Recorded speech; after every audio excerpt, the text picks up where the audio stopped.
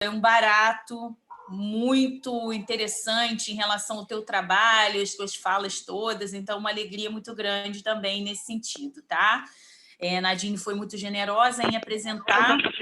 Então, eu vou fazer umas considerações, assim, pensando nesse tema mais geral dos neopentecostais na nossa sociedade, e, posteriormente, eu posso Cristina, fazer... Espera um pouquinho. A Thalita consegue, né, Thalita, silenciar todo mundo? Consigo. Tá, desculpa, Cristina. E, gente, por Imagina. favor, mantenham os microfones. Então, vou fazer uma consideração mais geral sobre o tema, né, do neopentecostalismo, mas depois a gente pode ir aprofundando assim, no debate, porque eu acho que são muitas questões que envolvem esse tema mais geral.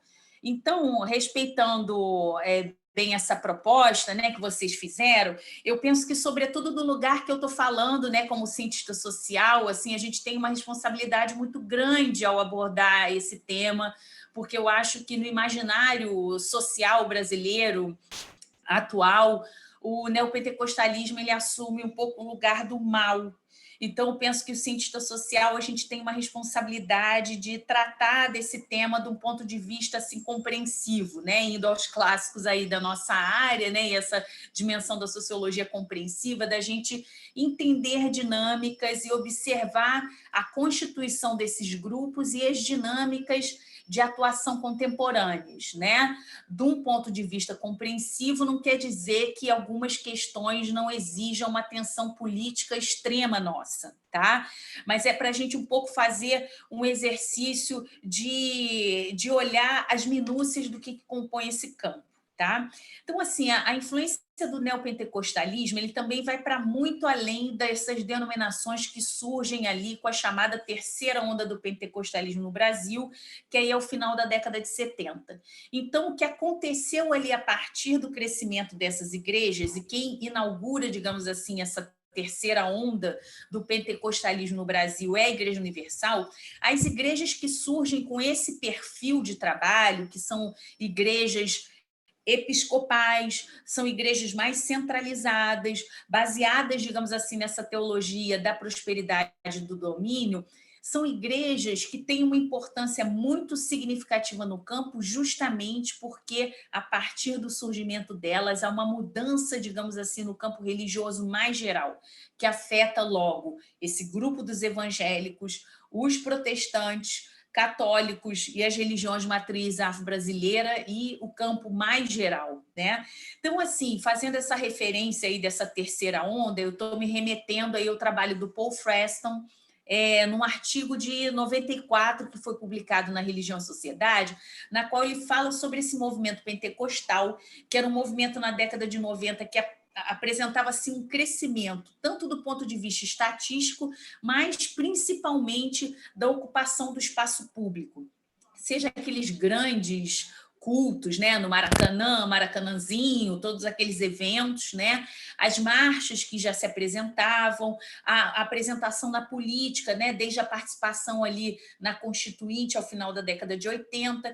Então, essa aparição dos evangélicos no espaço público começa a causar, digamos assim, um envolvimento de diferentes atores e um questionamento sobre esse grupo que, digamos assim, estavam nas franjas, eram invisibilizados e, de repente, aparecem assim no espaço público, né?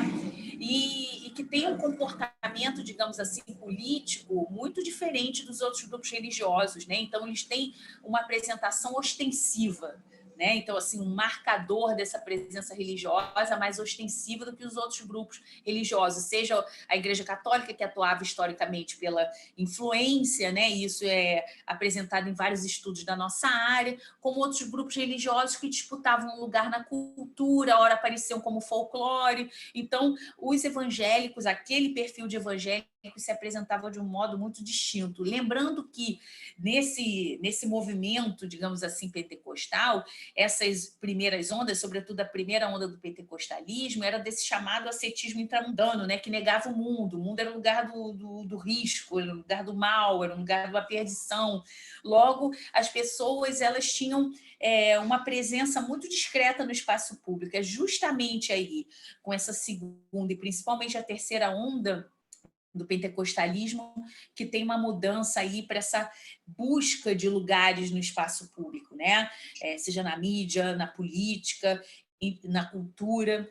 Então, o que a gente vai observar aí a partir desse momento é que essa divisão em ondas, que a gente usou até muito recentemente para falar sobre o pentecostalismo, né, sobre os evangélicos no Brasil, ele já não dá mais tão conta, porque, de fato, com o crescimento e o sucesso dos neopentecostais no Brasil, acontece que esse paradigma que marca essas igrejas, ela vai se apresentar nas outras igrejas também, né? Seja pela negação da teologia da prosperidade e do domínio, em alguns casos, seja por adaptações a essa teologia que vão sendo feitas nas várias denominações, as que já existiam e as que surgem, que não se apresentam também necessariamente como igrejas neopentecostais, mas que guardam um lugar de interesse com o sucesso que essas igrejas estão fazendo e logo fazem adaptações teológicas, doutrinárias, também ritualísticas, né, em vista do sucesso que esses grupos vão fazendo.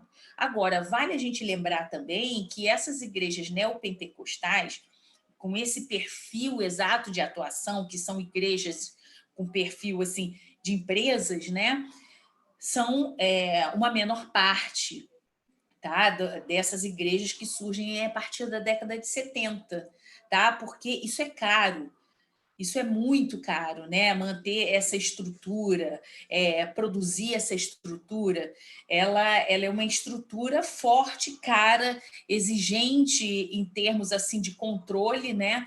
Então a gente está falando de um segmento que, embora seja muito ostensivo, tenha uma presença muito significativa em termos do debate público e mesmo da política, sobretudo a IURD, é um segmento minoritário, se a gente pensar nesse perfil exatamente aí da Renascer em Cristo, Igreja Universal, R.R. Soares, do Valdemiro Santiago, também Igreja Mundial, é o menor parte, né? É um grupo pequeno, mas que ele é muito significativo em termos dessa apresentação aí no espaço público.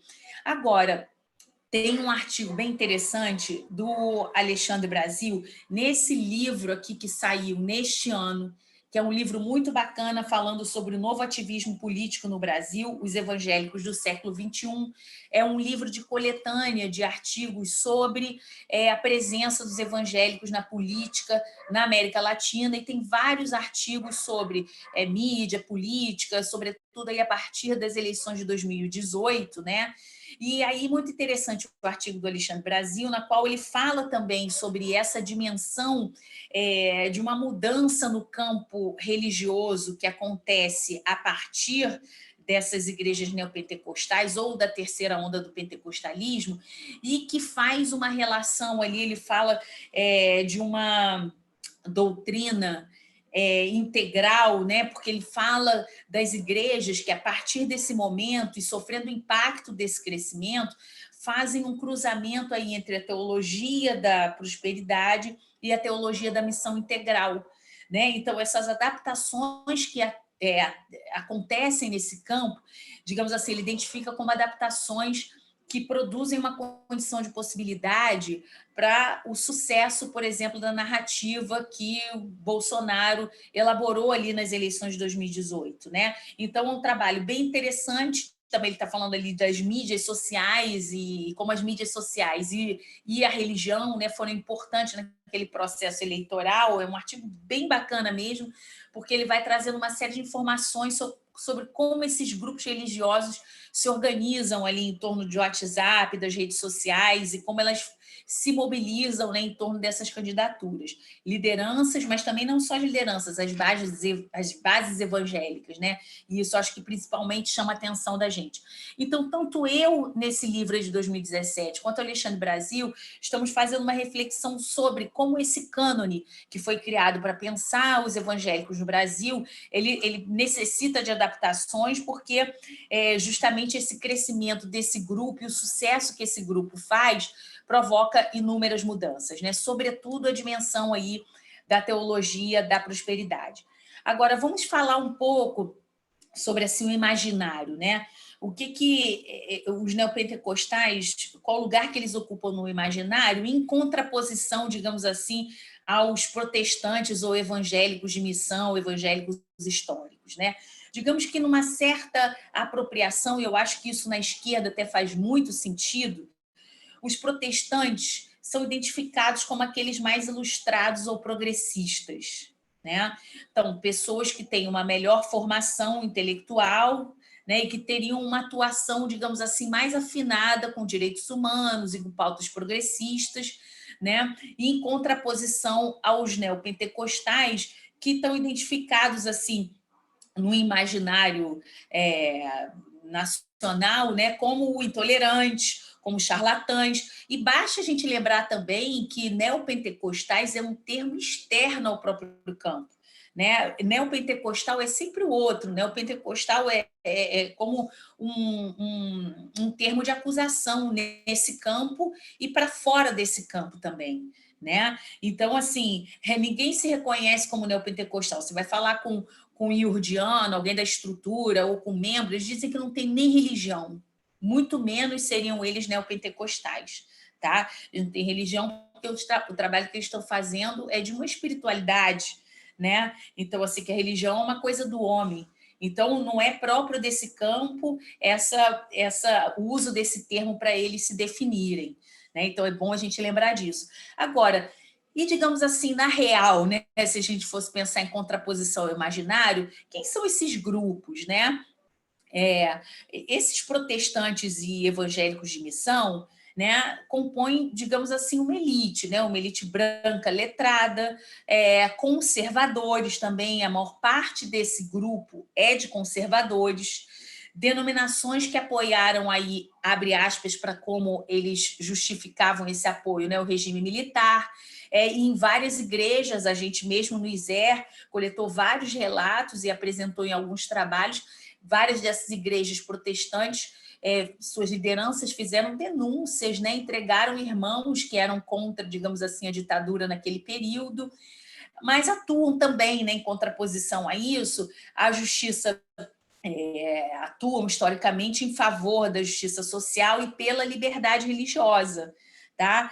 Mas isso é muito interessante a gente pensar, porque são grupos conservadores, mas que estão numa pauta de defesa do combate à desigualdade, do combate às intolerâncias. Tá? Então, assim, é uma perspectiva diferente desses, digamos assim, dessas igrejas neopentecostais que atuam pela teologia do domínio, mas isso não quer dizer que esses grupos mais letrados, que militam pela justiça social, são grupos de esquerda. Só para a gente chamar a atenção que há uma diferença aí nesse gradiente. E, digamos assim, na real, esses neopentecostais, né, eles são mais histriônicos, têm uma atuação mais ostensiva, que buscam lugares, espaços, e tem uma disputa muito acirrada ali com outros grupos religiosos, né? Entendendo que a ocupação do espaço público é uma dimensão fundamental do trabalho espiritual que eles têm para fazer, né? Essa ideia de um Brasil para Cristo, um Brasil, uma nação evangélica, é uma dimensão de luta e é uma dimensão que ela tem sucesso na medida em que as institucionalidades vão sendo ocupadas por esses evangélicos, lideranças e membros das igrejas, né? Então, uma característica também importante é essa dimensão da cura, do exorcismo, né? Logo da teologia da prosperidade também, a teologia da prosperidade, para a gente entender o que ela é muito mais só do que essa dimensão econômica. Né? E para a gente entender o sucesso que isso faz, isso tem um sucesso em termos de operação da dinâmica da vida cotidiana das pessoas, né? Uma dimensão da disciplina, uma dimensão do entendimento do que é a revelação da espiritualidade no cotidiano das pessoas, que é muito importante, né? Ela faz muito sucesso porque ela é um elemento de orientação, de produção de segurança na vida das pessoas, né? E de pessoas que a maior parte não tem outras institucionalidades que podem dar suporte, né? Nem as redes estatais, várias já com, digamos assim, enfraquecimento desses laços de vizinhança e de parentesco, que eram laços fortes, né? Entre a camada média e mais baixa da nossa sociedade, e também não tem suportes desses, como os profissionais liberais, que atuam no socorro e nessa dinâmica de operacionalização, de organização da vida da classe média mais alta, né? A gente podia pensar assim, a figura dos psicólogos. Então, são vários dos pastores e membros dessas igrejas que atuam como lideranças em células que são formados em psicologia, né? O que é uma dimensão bem importante do trabalho espiritual que eles fazem.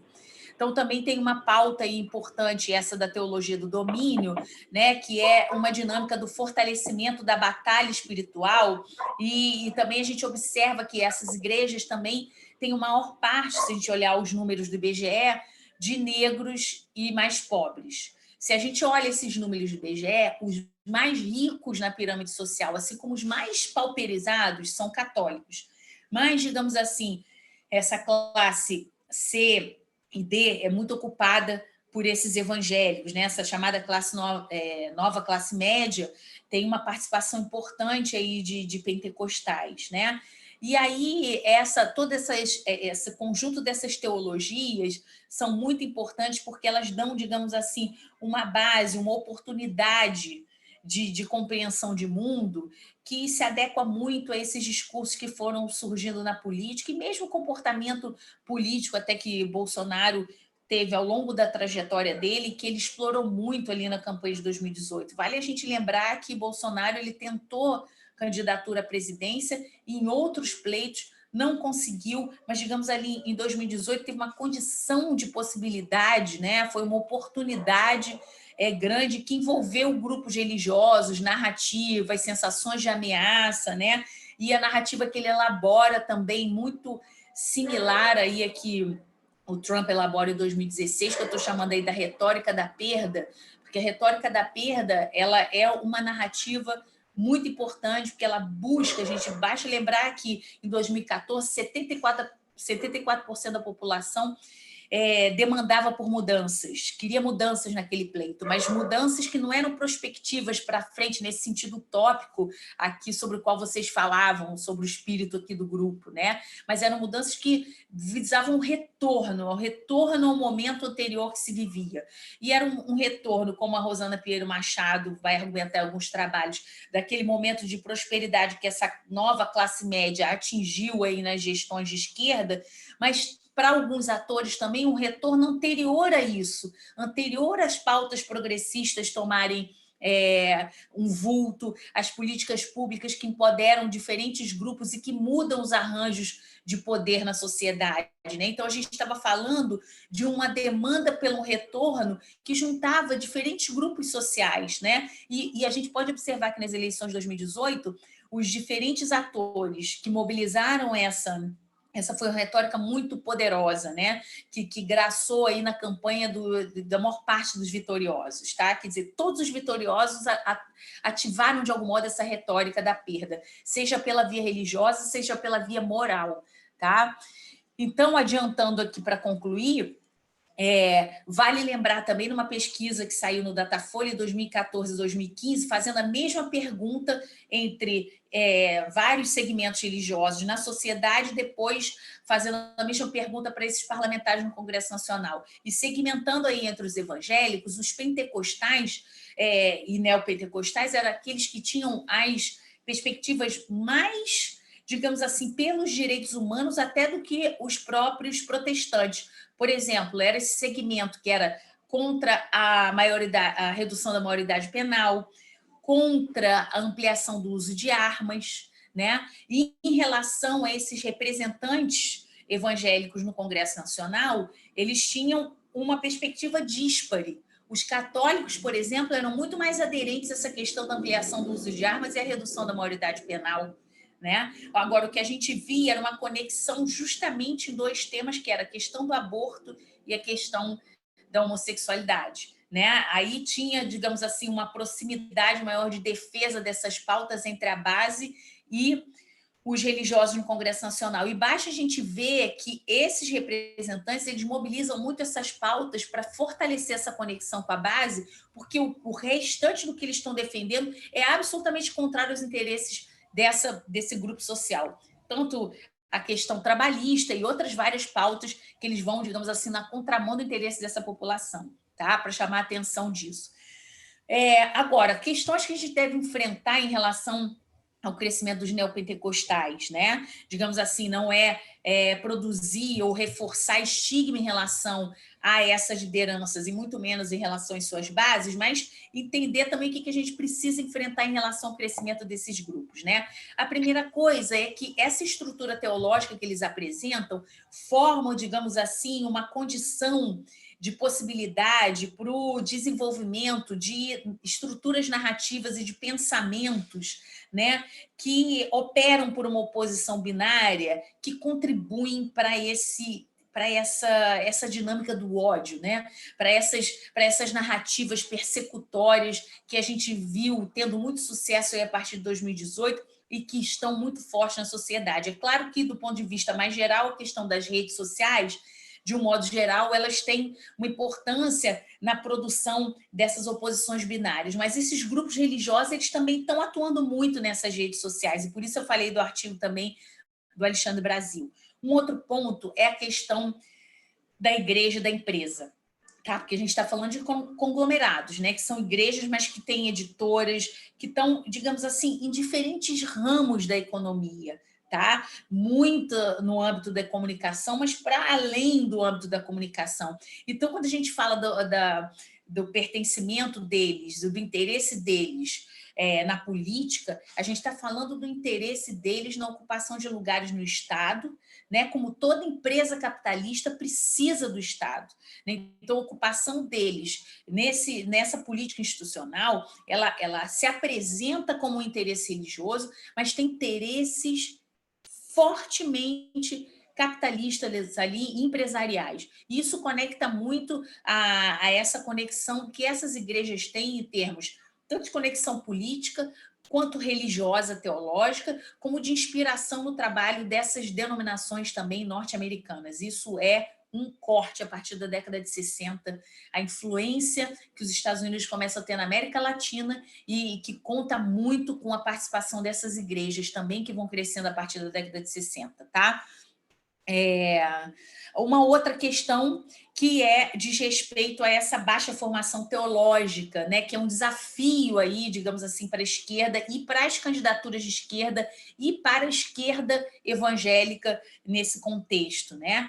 Porque eles acentuam assim que o espírito tem que decidir, né? E que a fé esfria, abre aspas aí para uma expressão muito comum, quando as pessoas se lançam ao estudo da teologia crítica, né? Então, o que a gente vê é que tinha uma negativa muito do estudo teológico entre esse grupo de neopentecostais, mas depois a gente vê também o interesse deles no desenvolvimento de grupos, e mesmo da academia, como tem a grade, né, que é da Igreja Internacional da Graça, que é do R.R. Soares, que tem uma academia de teologia, mas é uma academia de teologia não crítica, é uma academia de teologia para a evangelização, né? E tem aí desde o final da década de 90 essa grade, e assim surge também em outras igrejas neopentecostais um certo interesse pelo estudo teológico, mas muito dirigido, tá?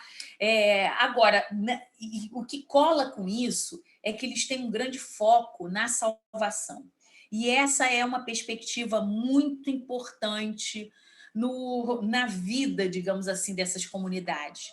É um elemento, digamos assim, de sucesso dessas igrejas muito grande, e que é um desafio à esquerda evangélica. A gente veio observando isso, para falar e fechar aqui, uma pesquisa que a gente realizou acompanhando agora as candidaturas de esquerda nessas eleições de 2020, né? Então, em 2020, a gente teve pelo menos 13.015 candidatos evangélicos com nome de urna no TSE, tá? É claro que esses números, a gente podia pensar que tem um número ainda maior de candidaturas evangélicas, porque nem todas as candidaturas evangélicas fazem registro com nome de urna que faça referência ao grupo religioso, né? Mas, assim, dessas 13 mil, a gente teve um total de 2.086 candidaturas de esquerda e centro-esquerda. Tá? O que é bem significativo, bem interessante também, a gente pensando nesse sentido, que a gente pode ter tido um número muito maior de candidaturas de esquerda e centro-esquerda, porque esse número aqui está referido só àqueles que põem o nome de urna, fazendo referência ao universo religioso. A gente, acompanhando as candidaturas de esquerda, a gente observa que vários desses candidatos, não é comum entre os evangélicos de esquerda fazerem referência a sua vinculação religiosa no TSE, e vários deles até por questões do próprio campo de esquerda, nublam essa identidade religiosa, né? Então fazem o que a gente chama de uma candidatura evangélica ou religiosa de modo indireto, né? Então aparece a vinculação religiosa, mas assim de um modo menos incidente. E aí, muito interessante, porque a gente acompanhando essas candidaturas, a gente pôde observar como essa apresentação do Jesus histórico, ou de recortes teológicos que valorizavam essa teologia crítica, que tentavam produzir conexões aí entre a atuação de Cristo e a defesa dos direitos humanos, ela esvaziava um pouco essa dimensão do Jesus da salvação. Né? E a gente observou também como a Benedita da Silva aqui no Rio de Janeiro e outros candidatos e ativistas desse meio de esquerda falavam da importância dos grupos de esquerda, sobretudo esses candidatos, falando desse Jesus da salvação, porque isso estava operando na vida das pessoas. Então, isso toca as pessoas, digamos assim, né? Então, era uma mensagem que se devia superar, né? Que a esquerda deveria encampar essa dimensão do Jesus Salvador. Agora, uma coisa que a gente viu assim com uma certa infelicidade também foi uma intolerância muito grande de, enfim, filiados de esquerda, simpatizantes de esquerda a essas candidaturas de esquerda, né? Entendendo que o importante é negar o religioso no espaço público. Só que eu acho assim, que a gente precisa entender que não é questão da gente querer ou não falar de religião. A gente vai ter que falar de religião no espaço público, porque simplesmente a religião sempre esteve e sempre estará no espaço público.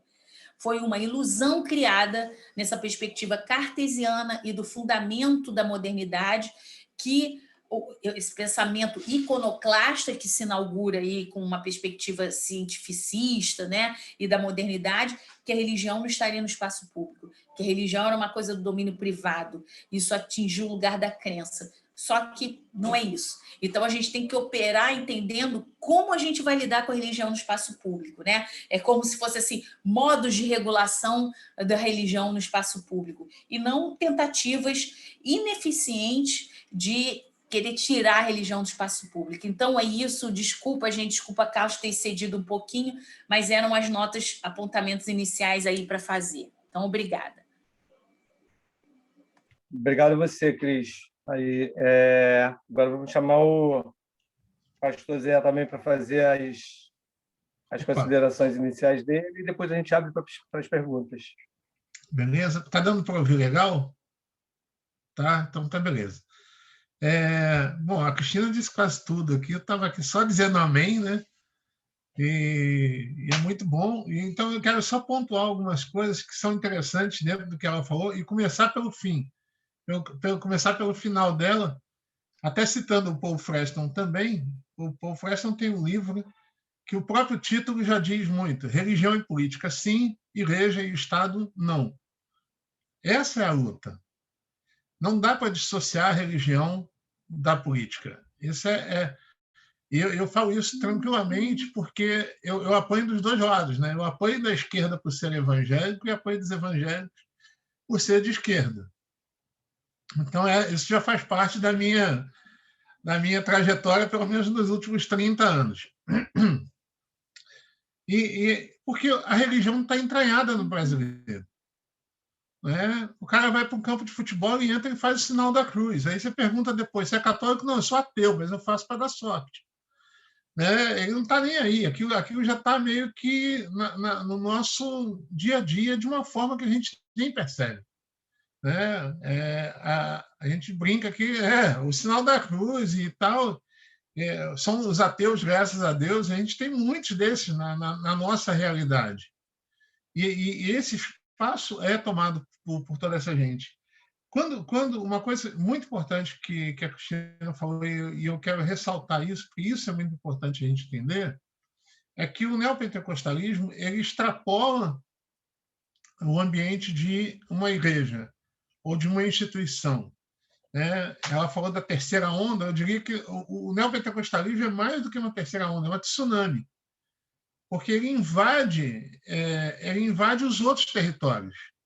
Então, você tem, por exemplo, a Igreja Batista, que tradicionalmente é uma igreja protestante e conservadora. Você tem igrejas batistas que são neopentecostais. Você tem igrejas presbiterianas que têm o modus operandi neopentecostal e fazem esse entrelaçamento, que muitas vezes o Alexandre Brasil fala disso também.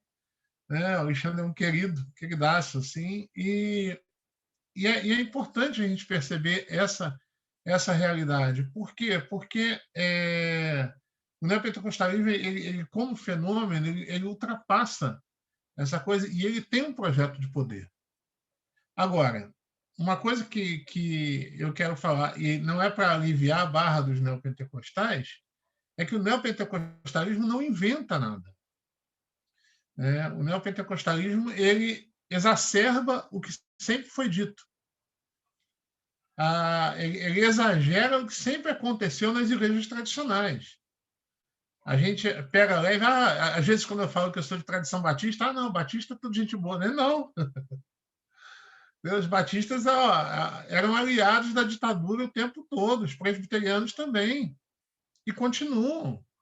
A base sólida, intelectual do governo Bolsonaro não é neopentecostal, é presbiteriana. A igreja presbiteriana tem 2 ministros em áreas super importantes, que são a justiça e a educação. Então, olha como isso funciona. A gente bate nos neopentecostais e esquece de quem está por baixo ali, sempre fazendo a coisa.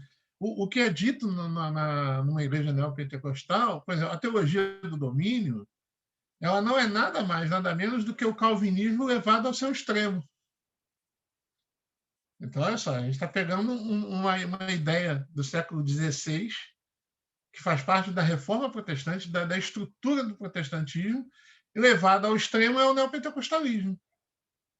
Então, é importante a gente pensar nisso, porque, por exemplo, a demonização das religiões de matriz africana não é uma invenção nem do pentecostalismo, nem do neopentecostalismo. Ela já vem desde o protestantismo clássico.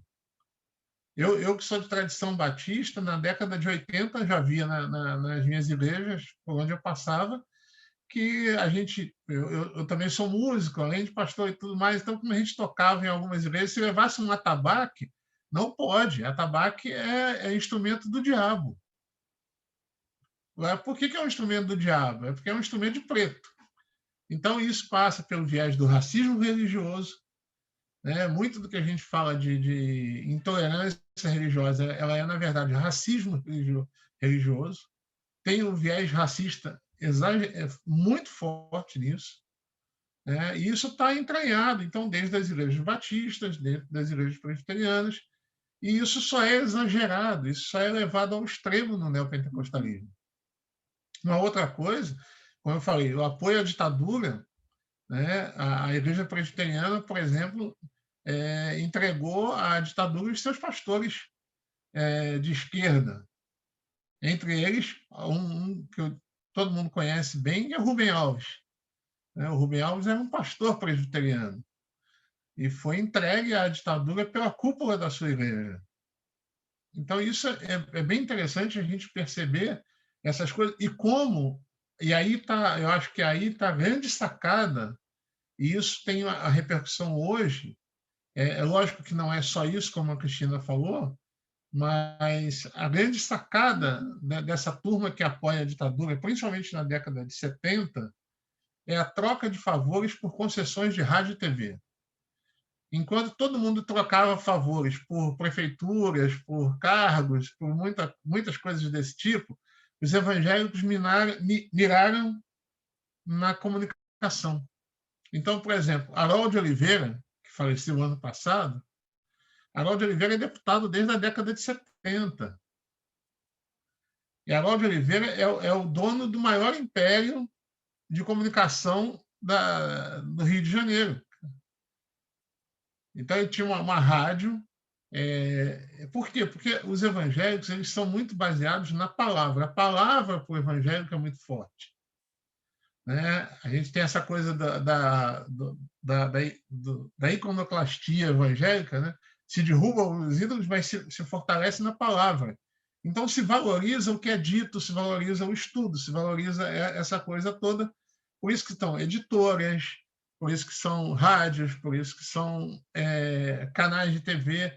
O pastor Fanini Batista troca favores com a ditadura por espaço na TV. E os presbiterianos fazem isso, os metodistas fazem isso, todos eles vão trocando esses favores e vão ganhando espaço. Apostam na comunicação. Então, agora você vê, quando chega na década de 80, por onde você andasse no Rio de Janeiro, tinha uma rádio evangélica ligada. Isso já na década de 80. E aí vamos ver o que está sendo falado. Aí, é exatamente nesse momento que chega no Brasil a teologia da prosperidade, com força. Que é, como a Cristina falou, é muito mais do que só a questão da prosperidade financeira. Ela pega a questão da saúde, ela pega, por exemplo, a questão de dizer, você não fica doente se você for cristão. Agora, você imagina esse discurso numa favela onde as pessoas têm saneamento básico quase nenhum, uma saúde precária, e esse discurso de que nem dor nas costas você vai ter se você for fiel a Jesus. Isso pega. Isso é muito forte. Então, isso vai influenciando de tal maneira, e, junto com isso, uma ideia bélica.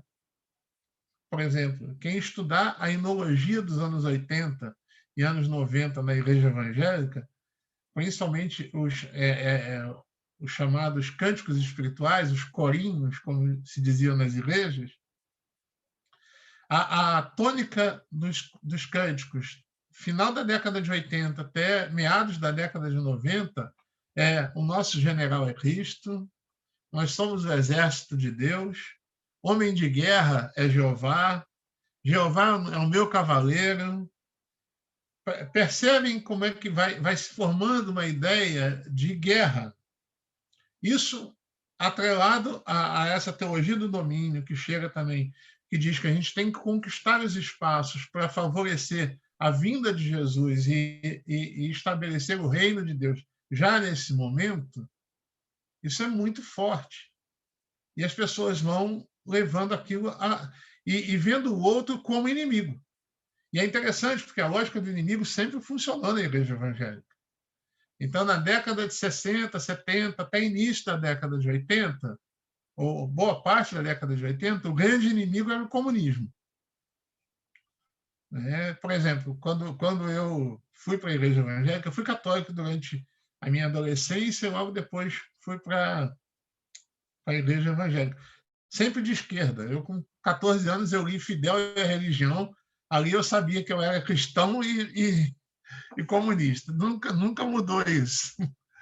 Mas quando você chega na década de 80, você tem essa massificação. Eu tinha um livreto que rodava as igrejas naquela época. O título era Karl Marx um satanista? Então, você tem a ideia de como o negócio acontecia. Só que aí vem a queda do Muro de Berlim, vem a fragmentação total da União Soviética, isso perde força e vem um outro inimigo. Dessa vez, né, não é mais um inimigo visível e palpável. Entra em cena a tal da batalha espiritual. Então, os nossos inimigos, eles agora estão nas regiões celestiais, mas eles controlam isso aqui. Aí é que está o jogo. Então, por exemplo, no Brasil você tem principados e potestades que, isso, usando a linguagem evangélica, vão dominar os espaços. E aí você tem que fazer campanhas, você tem que fazer um monte de coisa para que esses principados e potestades sejam derrotados e o domínio passe, então, a ser dos principados e potestades de Deus. E que vão, a partir daí, fazer a coisa mudar. Olha só, desde a década de 80, que eu ouço, no meio evangélico, a seguinte frase: precisamos de um presidente evangélico. Então, esse é um sonho alimentado durante 40 anos. Para a gente entender Bolsonaro, a gente tem que entender toda essa caminhada da igreja evangélica também, para que, quando o discurso de Bolsonaro chega, ele encontra já, vamos dizer assim, uma terra fértil. Ele já encontra o pessoal esperando essa coisa acontecer. E é muito interessante, porque e aí é uma crítica que eu faço ao próprio movimento progressista evangélico, que a Cristina destacou isso muito bem, porque a gente tem um problema interno. E esse é um problema que eu sempre estou arrumando confusão por causa disso. É porque a gente tem os progressistas conservadores, né? Então, é a galera que é de esquerda, que defende o Estado de Direito, que vota historicamente nos partidos de esquerda, mas são conservadores teologicamente. E qual é o problema? O problema é que a leitura conservadora da Bíblia é a que favorece todo esse sistema. Então, acaba que a gente fica numa situação muito delicada. E aí a Cristina fala uma coisa que é a nossa o grande problema para resolver dentro desse progressismo evangélico, que é o próprio discurso dentro da igreja. Porque muitas vezes a gente não encontra espaço dentro da própria igreja para o nosso discurso. Eu, por exemplo, eu sou o radical, o radical progressista, vamos dizer assim. Eu sou um pastor que celebra o casamento entre LGBTs e vou a terreiro. Tenho essa caminhada já há muito tempo. Agora, para muitos eu sou um herege. Até para muitos que são progressistas. Até muitos progressistas me veem como um cara meio exagerado nisso aí. Eles não conseguem chegar nessa situação. Então, a gente tem uma questão muito complicada aí. A questão é que, quando o Bolsonaro chega com um discurso, e principalmente as sacadas que ele tem, e que não são dele, gente, tem muita gente muito inteligente por trás de Bolsonaro, e até ditando o discurso que pega bem dentro do contexto religioso. Quando ele chega com a primeira coisa, um versículo bíblico é a chave da sua campanha. Conhecereis a verdade vos libertará. Gente, isso aí para um evangélico que está esperando há 40 anos um presidente evangélico é, assim, a realização de um sonho. E essa coisa do Brasil acima de tudo, Deus acima de todos, mais ainda. Finalmente a gente tem... Olha, gente, é tão sério que na década de 90 eu ouvia mensagens do tipo: sonhamos o tempo em que a igreja, em que o Brasil, quando o presidente falar, ao invés dele falar brasileiros e brasileiras, ele vai falar a paz do Senhor. Olha o tipo de sonho de uma comunidade inteira. Então, isso é muito sério. Isso encontra, então, esse espaço, essa terra fértil, para usar bem uma linguagem evangélica mesmo, né? E isso floresce nesse meio. Então, esse é o nosso desafio. É diante disso que a gente está. Eu penso, como a Cristina falou, que não dá mais para a gente dissociar a religião da política. Isso foi um erro clássico da esquerda. Um partido que tem feito isso com muito cuidado e tem dado certo é o PSOL. O PSOL tem investido nesse sentido. Tá? Então, geralmente, hoje, você tem, quando você tem um deputado, alguém mais assim do PSOL, e tem na sua assessoria algum evangélico voltado para essa área, né? Então, há um investimento nisso e que tem um retorno. Você já tem o partido que mais trouxe, acho que de esquerda, candidatos evangélicos, E com sucesso foi o PSOL. Né? Então, isso faz parte desse investimento, e que começa a acontecer quando o Freixo perde a eleição para prefeito. Aí eles acordam e falam, vamos começar a investir pesado nisso. Então, tem toda esse, vamos dizer assim, esse pano de fundo para quando a gente chega para falar sobre esse nosso desafio nos nossos tempos. Não é uma coisa fácil, eu acho que a gente tem que dialogar, é difícil, é muito difícil dialogar com o evangélico, principalmente porque ele é massificado, ele é massacrado naquilo ali, e tem um dado, e já estou terminando aqui, que faz toda a diferença, gente. Eu tinha um professor que ele dizia que o pastor, o líder religioso, aliás, não só o pastor, qualquer líder religioso, ele tem o público que um político sonha em ter, né? Que é o público disposto a acreditar nele. Então, por exemplo, eu tenho a minha comunidade na Lapa. Tem gente que sai de São João de Meriti e vem para Lapa para me ouvir num domingo. Esse sujeito já vem disposto a acreditar no que eu vou falar.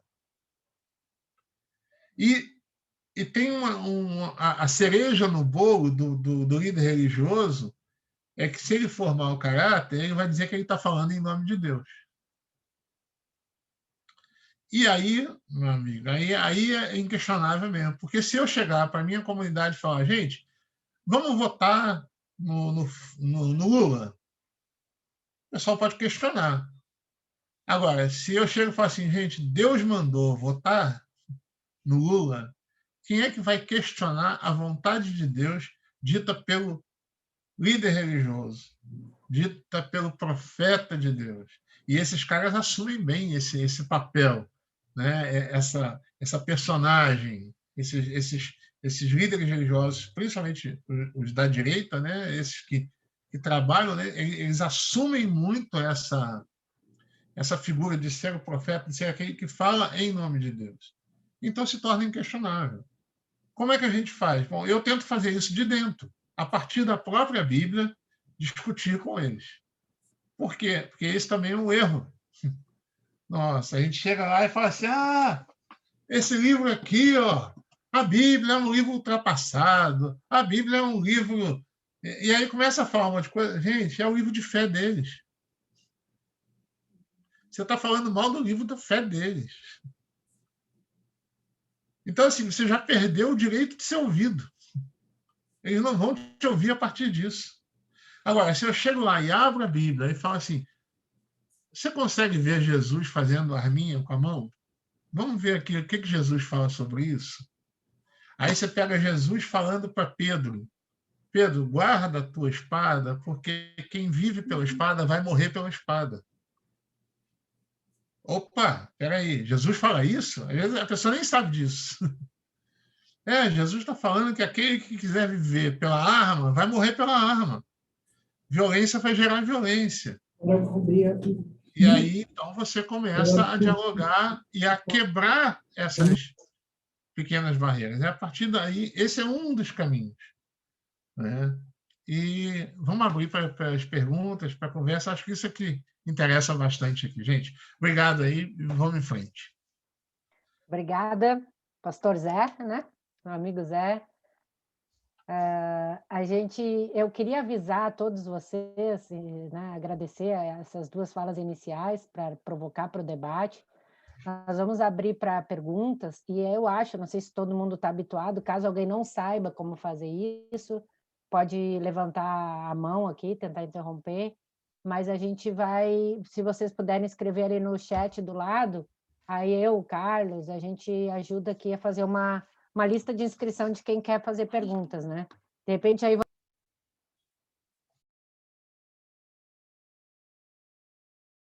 Umas 3, 4 perguntas, Carlos?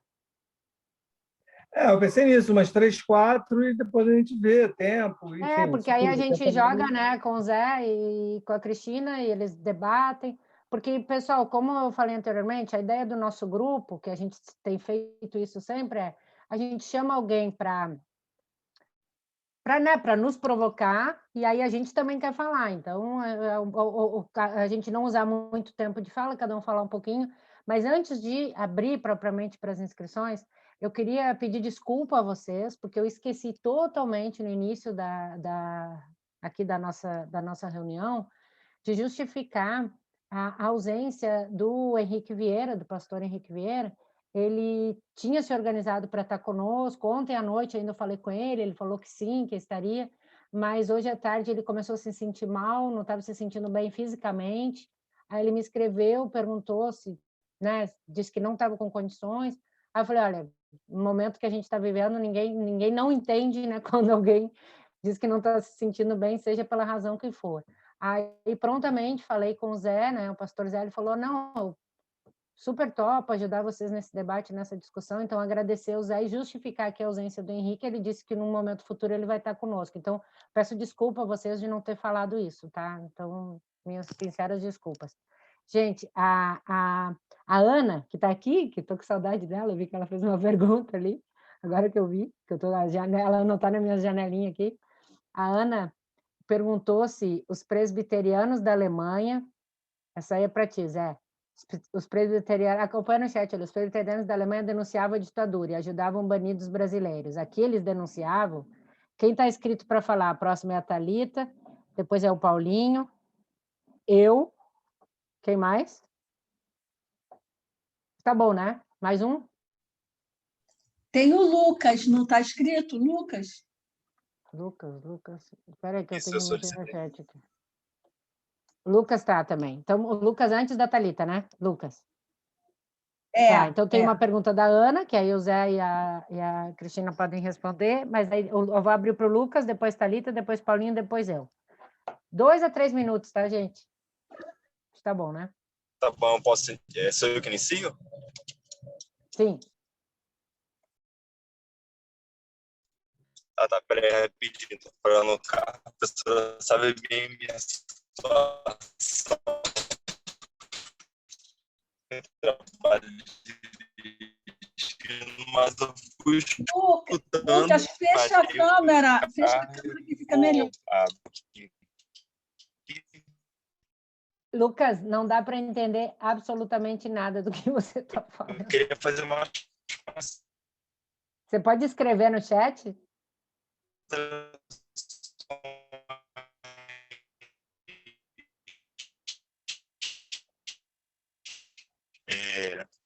Região para isso.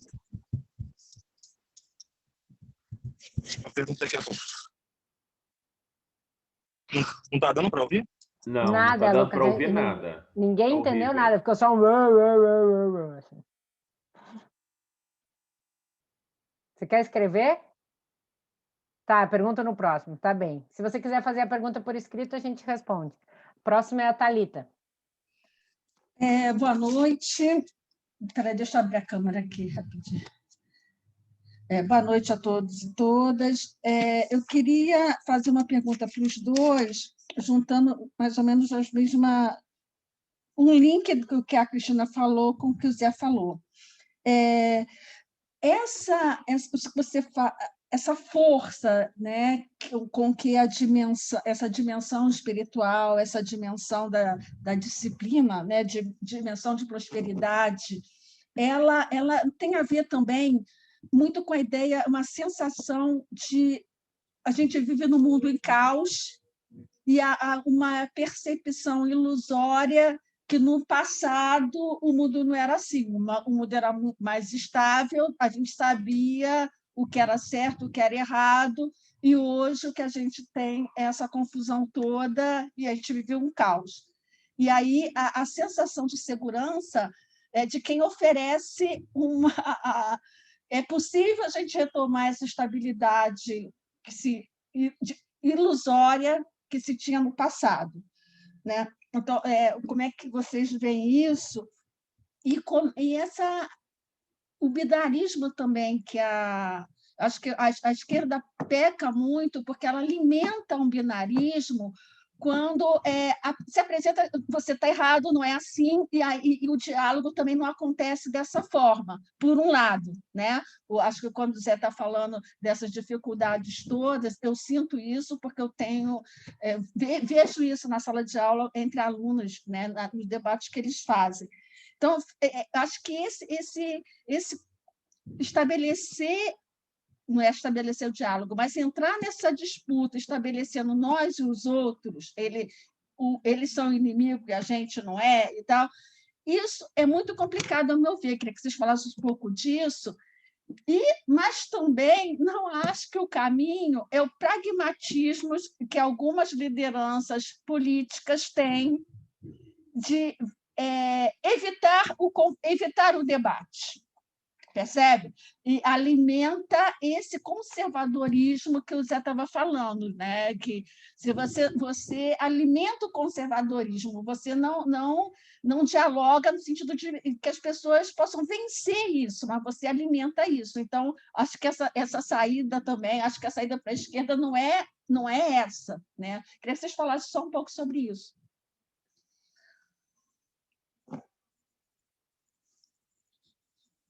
Agora, o Paulinho está inscrito, aí depois eu faço uma pergunta rápida e a Rafaela também, eu passo para vocês, pode ser? Zé, Cristina? Tá. Paulinho. Bom, boa noite a todos e a todas que estão presentes aqui nessa conversa tão interessante.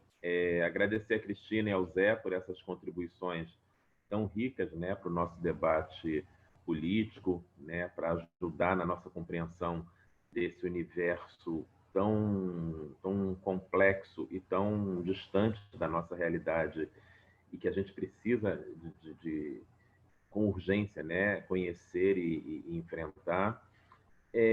Eu queria saber de vocês se, pensando numa situação muito específica aqui do Rio de Janeiro, em relação a essas religiões neopentecostais, que é um fenômeno novo, que é essa aliança com o crime organizado, né, nas favelas, nas comunidades mais pobres. A gente tem visto isso, inclusive usando as facções, né, assumindo nomes bíblicos. É uma coisa bem recente, mas que tem funcionado de uma forma muito violenta, principalmente na discriminação, na repressão à manifestação das religiões de matriz africana, né? A questão aí estimulado por esses bandidos, tanto os das igrejas quanto os bandidos criminosos mesmo, literalmente, a destruição de casas de santo, né, de casas de candomblé, de casas de umbanda. Isso é um fenômeno que tem crescido no Rio e isso é uma coisa que eu acho bastante preocupante. Eu não sei se vocês têm informação se isso acontece em outros lugares do país, mas aqui é uma coisa que talvez valesse a pena vocês, se pudessem, falar um pouco sobre isso. Obrigada, Paulinho. A pergunta que eu quero fazer, eu até vi que a Cristina acabou de postar ali o chat, tem complementar ao que o Paulinho acabou de falar, porque a gente teve, Zé e Cristina, numa das nossas discussões do grupo ano passado, agora, o ano passado é um jeito de falar, né? Porque o ano passado parece que não... No ano retrasado. A gente teve uma conversa com o Zé Cláudio, professor lá da Rural, sobre a questão das milícias, né, na cidade do Rio de Janeiro, na linha desse debate que a gente está fazendo hoje. E aí ele foi também fazendo um resgate histórico e nos mostrando assim, como desde a década de 60 e trazendo essa questão da ditadura, né, como que essas forças se alicerçaram, né, se sedimentaram, depois com o fim da ditadura, com os esquadrões da morte, e a gente vai vendo assim na história recente, né, pelo menos aqui na cidade do Rio de Janeiro, no estado do Rio de Janeiro, pelo menos nas últimas 40 décadas. E aí a minha pergunta para vocês esse paralelismo entre o avanço das milícias no território e o avanço das igrejas neopentecostais, muitas vezes sobrepostos nesse mesmo território. E aí eu cito como exemplo, a partir também da minha atuação na Comissão de Direitos Humanos da OAB, como que o exercício dessas religiosidades se dá no sistema prisional, né? Tanto nos jovens que cumprem medida socioeducativa, quanto dentro dos presídios. Todas as vezes que eu tive visitando esses lugares, indo nos presídios ou indo nas unidades socioeducativas, sempre a disciplina, né? A contenção, a obediência, elas estão nas celas e nos espaços onde tem os evangélicos, né? E dependendo da facção, tem mais força ou menor força, e tem uma relação direta com quem trabalha nesses lugares, os agentes penitenciários, as pessoas que trabalham no sistema penitenciário, porque essas pessoas, elas são da mesma religião dos detentos, né? Então tem ali uma hierarquia permanente. Então eu queria que se vocês pudessem comentar um pouco essa relação milícia e neopentecostalismo, acho que pode ser importante para a gente entender o cenário político. Agora a Rafaela, e depois a gente passa para vocês. Boa noite. Eu não sei se dá para me ouvir bem, que eu estou tendo alguns problemas com a minha internet. Mas a pergunta que eu tenho é para o pastor Zé, e é um pouco pessoal, assim, é mais sobre a jornada dele pessoal mesmo, porque eu sou cristã também, sou evangélica, sou uma família evangélica, e eu já faço antropologia, estou para me formar, e a pesquisa que eu faço é sobre neopentecostalismo.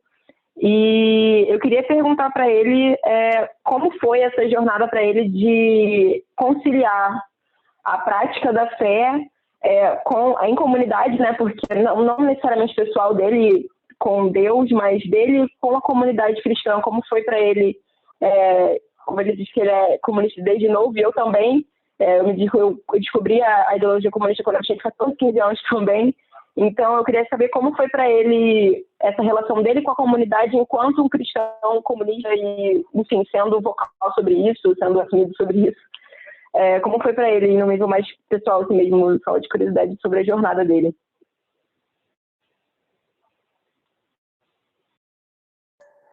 Carlos, você quer comentar alguma coisa? Não, acho que a gente pode passar para eles responderem, até para não ficar um bloco muito grande de perguntas, né? Senão fica muito difícil deles responderem. E já vi que tem mais algumas inscrições, e aí também a gente dá uma avaliada como é que vai ser para as outras inscrições, até por uma questão de tempo, mas acho que pode passar para eles, né? Aí pode ir, Cristina e o pastor Zé, aí, quando puderem. Então, beleza. Eu estou só, Carlos, Nadine, aí que estão organizando o evento, eu estou só com uma questão do horário, assim, eu posso ficar até umas 8h40, me desculpa, mas é questão mais... Então, indo a Thalita, eu vou responder principalmente a uma das questões que você nos colocou, para dar conta aqui do que eu posso mais ajudar a pensar. Então, acho que as reações, né, Thalita, assim, a isso que é chamada a globalização, a mundialização, as reações foram muito fortes nos ambientes religiosos, né? E, assim, sobretudo nessas religiões monoteístas, que são religiões interessadas em controle, né? E as religiões interessadas em controle, porque são monoteístas, elas elaboraram diferentes modos de lidar com o que a globalização apresentava, tá? Então, assim, porque tinha uma dimensão da liberdade posta, ou uma ideia de liberdade posta, por um lado, pelos encontros culturais, por outro, pelo próprio capital, né, avançando na sua circulação, que produziu um desconforto nas diferentes hierarquias desses grupos religiosos monoteístas. Tá? Então, a gente está falando aí cristãos, judeus, muçulmanos, né? E pensando aí nesse grupo do nosso assunto de hoje, o fundamentalismo foi uma reação muito significativa desses grupos, desse grupo religioso, em relação ao que a globalização ou mundialização apresentava. Isso teve principalmente uma referência ali norte-americana, mas isso não foi uma reação que acontece só nos Estados Unidos, né?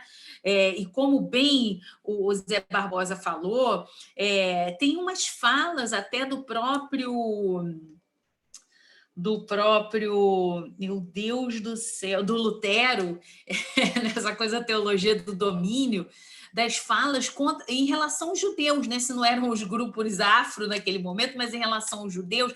Então, assim, essa indisposição em relação a outros ameaçadores, ela está posta nas religiões monoteístas porque tem a ver com domínio.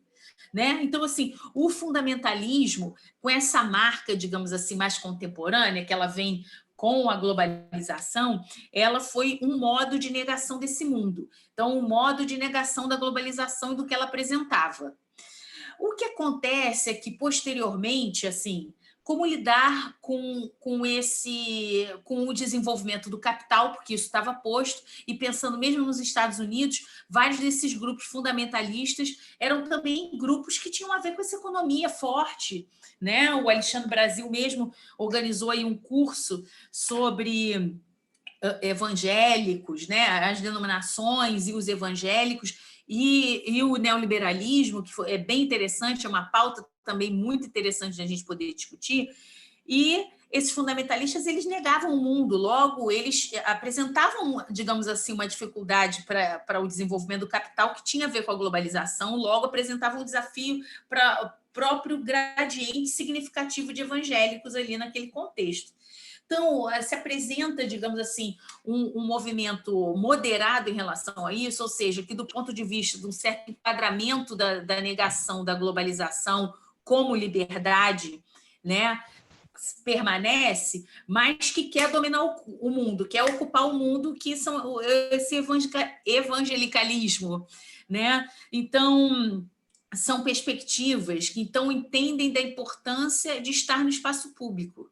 É isso, de estar nas comunicações, de estar na política, porque era um modo de ocupação dessas institucionalidades, é um modo de dominação do mundo, logo de frear, e a gente vê isso o tempo inteiro, a própria retórica da perda, ela se apresenta em relação a isso, né? Que é um pouco assim, frear certos avanços, e mais ainda, esse retorno, que eu acho que aqui no Brasil, diferente dos Estados Unidos, dada a nossa configuração, esse retorno, parte desse retorno, ele, por um lado, isso da Rosana Pinheiro Machado, falar dessa nova classe média, o retorno ao conforto, digamos assim, ainda que inicial, ainda que incipiente dessa camada que começa a ascender na sociedade do consumo, mas, por outro lado, também essa reação a essa pauta dessas liberdades e a emancipação de grupos que eram subalternizados, isso marca um retorno àquela família freiriana, do domínio de um certo masculino. E vocês vejam que até a figura do próprio Bolsonaro, essa relação com os filhos, que ficou ganhando o espaço público, era a cara disso que a família freiriana, que ele fala, né? Que era esse dominador da família, que ele era dominador dos filhos e da mulher, e a dificuldade da criação de espaço público no Brasil tinha a ver com esses senhores aí, deles transporem essa relação que era do privado para o público. Logo, essa relação do domínio de tudo estava posto. Era subjugar o tempo inteiro esse outro. Tá? E não queria dizer que esse senhor era um malvado, não, porque ele também acolhia os desejos da mulher, né? Ele também atendia os filhos, mas assim, sob o seu domínio, sob o seu comando. Tá? Então, digamos assim, e aí uma coisa muito importante que acontece nisso, Thalita, é a dimensão da produção do sentimento de comunidade, porque se a globalização aponta para uma liberdade, para a multiplicidade de escolhas e tudo mais, ela também aponta para a dificuldade dos referenciais. É isso que a gente vai falando da perda das grandes narrativas, isso afeta as grandes narrativas políticas, a própria noção do socialismo, do comunismo, né? A pauta marxista, como a noção da família, do romance, que vários autores aí no âmbito da sociologia vão tratar também. Então, e várias pesquisas, né, assim, sobre confiança. A confiança é um elemento fundamental da vida pública, porque a confiança interpessoal e institucional, né, das pessoas em relação às instituições, e isso no Brasil é muito fraco. Então, a gente vai olhar essas pesquisas da Perseu Abramo, a participação institucional das pessoas é principalmente nos núcleos religiosos, nas igrejas principalmente, né? porque essa dimensão da busca da confiança nesses espaços é muito grande, é muito bacana. A gente pensar a expansão das igrejas evangélicas para países na África, e a gente vai estudar isso, é muito delicado que eu estou falando aqui, com o maior cuidado, numa comunidade de confiança nossa aqui também, porque são ambientes sociais onde a desconfiança interpessoal e, que dirá então, em Estado, nessas instituições públicas, é muito grande. E a desconfiança interpessoal lá é muito maior até do que aqui, porque essa dinâmica da feitiçaria, que vários dos antropólogos foram estudar, né, e se depararam com isso na África, era uma dinâmica que torna as relações assim muito ácidas, em termos de desconfiança com qualquer presente, com qualquer coisa que se faça. Então, no núcleo religioso, é um núcleo de experimentação de uma identidade, da produção de uma identidade, então é uma segurança em relação a essa perspectiva aí global, mas é em relação ao outro, essa desconfiança de proximidade. Então, a gente pode pensar uma correlação entre o crescimento dessas narrativas, dessas igrejas, em países onde a confiança é mais baixa, tá? Isso é um elemento muito importante a gente pensar, que eu acho que assim, em termos de política, de um ambiente público saudável, é um ambiente da confiança. A gente tinha que explorar politicamente muito essa ideia da confiança, sabe? Nas narrativas e tudo mais. Indo para o Paulinho aí, a Nadine, em relação a essa questão do crime organizado, né? Então, na Oração de Traficante, justamente acompanhando, foi a primeira etnografia que deu conta disso, que depois apareceu na mídia, que era dessa relação dos traficantes com as redes do crime. Por quê? E isso reforça só um preconceito que a gente tem na nossa sociedade, que estava expresso na própria comunidade minha acadêmica, porque a primeira vez que eu falei do traficante evangélico, ainda que entre aspas, né, não como uma categoria local, mas como um modo de olhar um fenômeno que eu estava observando no campo, porque já faço pesquisa em favela desde a década de 90, né? Então, quando eu falei sobre essa aproximação, foi difícil. Por quê? Na bibliografia se reconhecia a proximidade entre os traficantes e os terreiros e casas de Umbanda e Candomblé. Tá? Então, a vinculação dos pais e mães de santo com os traficantes era reconhecida, aparecia na própria religião Sociedade, revista da qual hoje eu sou editora, né, com o artigo do Paulo Lins na década de 90, ok. Quando se falou da proximidade das redes religiosas cristãs com os traficantes, foi um interdito, né? Aí era aquela tentativa de produção de limpeza moral. Só que o negócio é desarranjado mesmo, entendeu? O bagulho é doido, porque a gente não está falando só de pessoas que se converteram e foram para as igrejas. São pessoas que estão no tráfico e que estão nas igrejas. Então, eu entrevistei traficantes que pagavam dízimo, participavam de campanhas, faziam cultos de ação de graça. Então, é entender que corresponde a esse fenômeno. Eles estavam tendo uma atuação evangélica, mas assim, tem gradientes? Tem, mas a gente não pode pensar que essas figuras estão lá compondo. Então, tem um arranjo, eu acho que narrativo aí em relação a esses evangélicos dessas que estão nessas localidades, que diz respeito a santificação ser o processo e a conversão ser um ato. Então, o afastamento do traficante da vida do tráfico é um processo, mas assim, ele pode se converter? Pode. Ele pode estar na igreja? Ele pode? Pode. Tá? Então, há circuitos de permissão que não fazem a poluição moral também dos evangélicos em relação a isso. Os evangélicos sempre tiveram dando as mãos às pessoas que estão na franja da sociedade, né? Então, assim, se a gente acompanha, eu tenho um artigo com alguns dados sobre o crescimento, o percentual de evangélicos na cidade, né?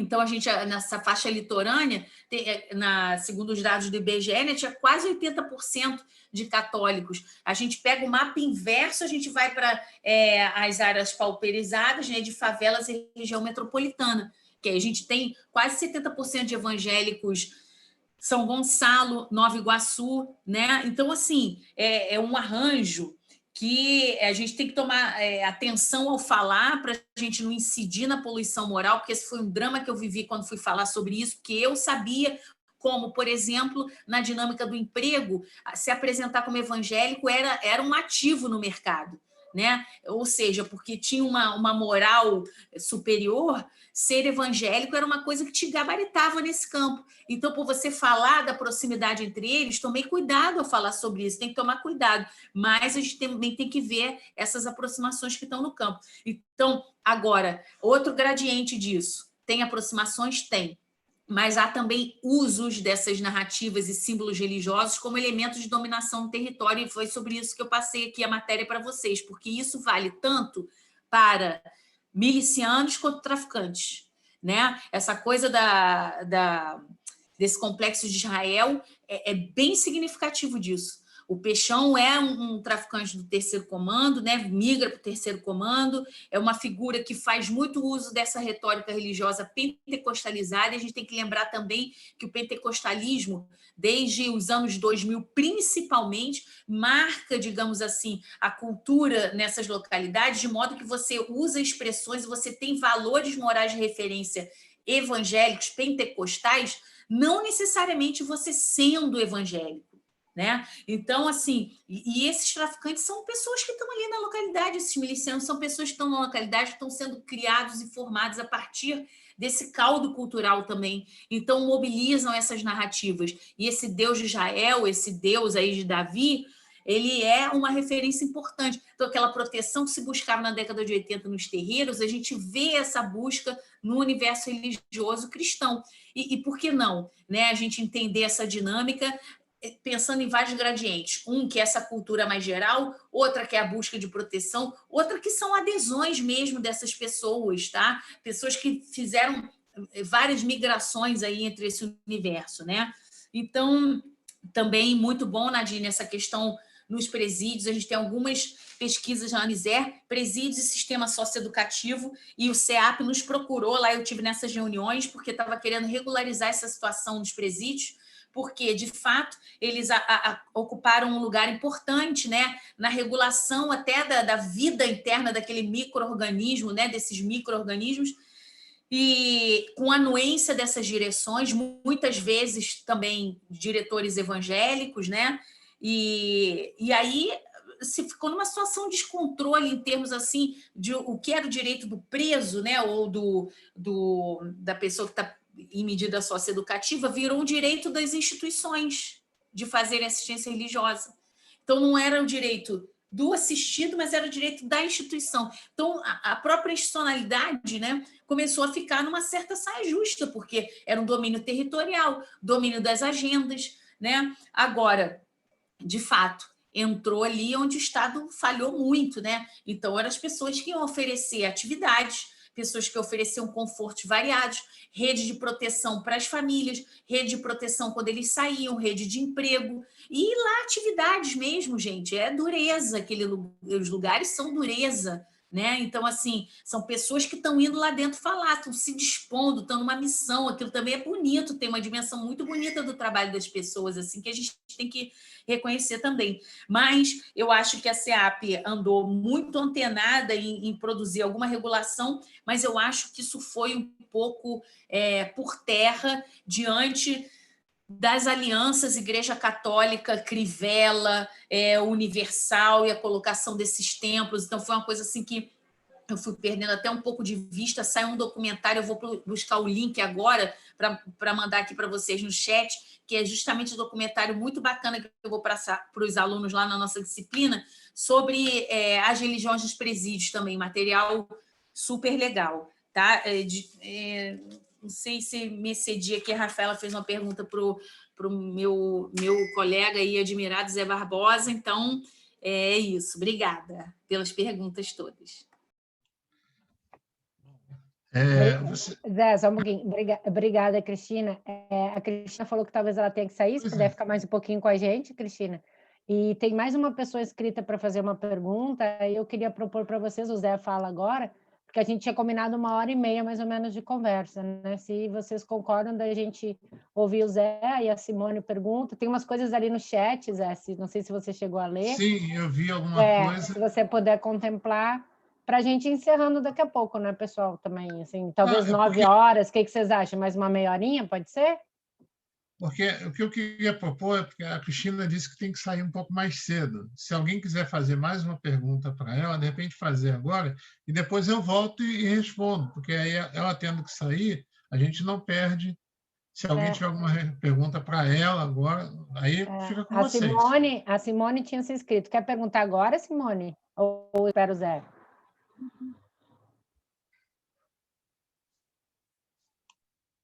Eu também posso ceder o meu espaço também, tá? Para a gente ganhar mais aí com o debate dele. Tá, obrigada, Simone. Então, Zé, está com a palavra. Tá, então vou tentar ser mais rápido. Passar a palavra para o pastor é sempre perigoso, né? Mas vamos lá, vamos passar a palavra para o pastor. O pastor gosta de falar, não é um problema. Teve a pergunta da Ana falando dos presbiterianos da Alemanha, né, que estavam recebendo o pessoal na época da ditadura, mas é que eles aprenderam com o nazismo, né? Eles aprenderam com... Porque na época do nazismo a igreja apoiou Hitler. Então acho que eles aprenderam com isso. Qual é o papel da igreja em sistemas ditatoriais, né? Alguns pastores foram contra Hitler, por exemplo. Um dos meus ídolos, Dietrich Bonhoeffer, fez parte do plano para matar Hitler. Então, a gente tem essa coisa também no meio. Agora, os presbiterianos no Brasil, capitaneados pelo então presidente do Supremo Concílio da Igreja Presbiteriana do Brasil, Boanerges Ribeiro, denunciou os seus pastores progressistas. Então, a Igreja Presbiteriana no Brasil colaborou, sim, com a ditadura. A pergunta da Thalita sobre passado e futuro também tem uma coisa interessante, só mais uma coisa para falar, a Cristina já respondeu bastante sobre isso, mas é que, se você parar para pensar, a fé evangélica é baseada num futuro para voltar ao passado. Ela é meio excludente do próprio presente. Então, assim, é uma salvação para o além, mas esse além é o retorno ao Jardim do Éden. Então, é sempre a ideia de que o passado é melhor, de que eu vou ter que voltar para algo que foi bom. Então, isso tem essa dinâmica acontece. Sim. Então, só, se essa dinâmica já acontece no todo, no macro, ela também se reflete no micro. O passado é sempre bom e o meu desejo é do futuro voltar para lá.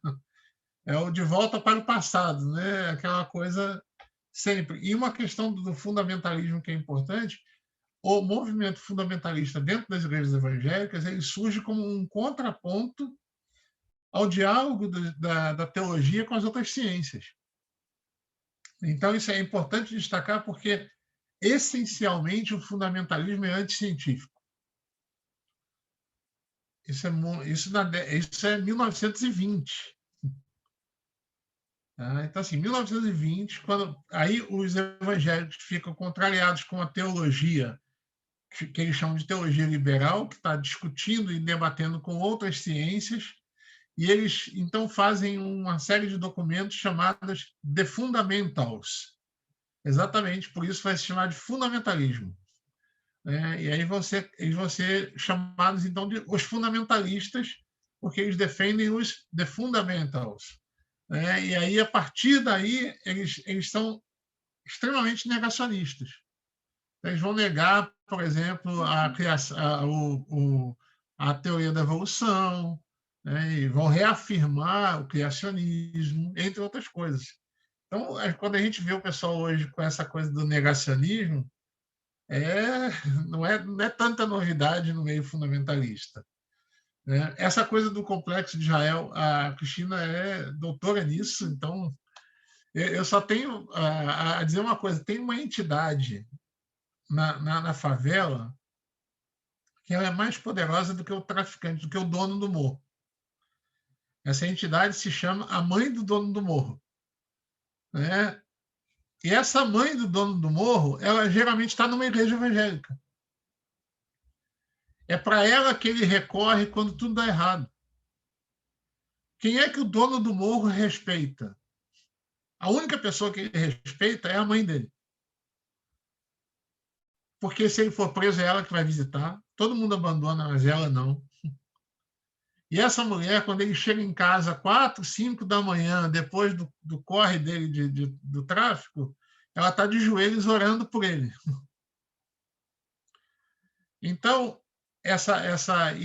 como a Cristina falou, essa turma cresceu na igreja. Então, tá tudo misturado dentro dele. Essa coisa da cultura pentecostal, entre aspas, e a Cristina fala muito sobre isso também, é muito séria. Extrapolou o âmbito do religioso. A pessoa, você vai numa loja na periferia, está tocando música gospel. E ninguém ali é evangélico. Mas a música já faz parte, já extrapolou isso. Então, isso é muito interessante para a gente perceber essa dinâmica. E para a Rafaela, dizendo a minha jornada sempre foi marginal por conta disso. Eu já fiz parte de grandes igrejas, e igrejas grandes também, mas sempre à margem. Nunca eu fui, por exemplo, eu fui membro da primeira Igreja Batista do Rio de Janeiro. Pergunta se alguma vez me deixaram pregar lá. Nunca.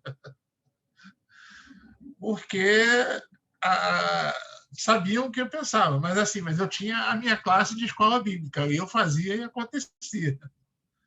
E era lotada de jovens e adolescentes. E ali eu podia dar os meus pitacos, ali eu podia fazer alguma coisa. Então, sempre foi uma coisa muito marginal. Só para dizer que a Nadine falou das minhas voltas, eu sou de Teresópolis, eu sou um carioca da Clara, né? Não da Gema, eu sou um carioca da Clara, mas eu morei em Belém do Pará, depois eu morei em São Paulo 4 anos e em Belo Horizonte mais 4 anos. E todas essas vivências entre igrejas nesses lugares diferentes me ajudou bastante a entender esse fenômeno, não só no Rio, mas como um pouco fora disso. E desde o ano 2007, 2008, que eu tenho uma caminhada mais periférica mesmo.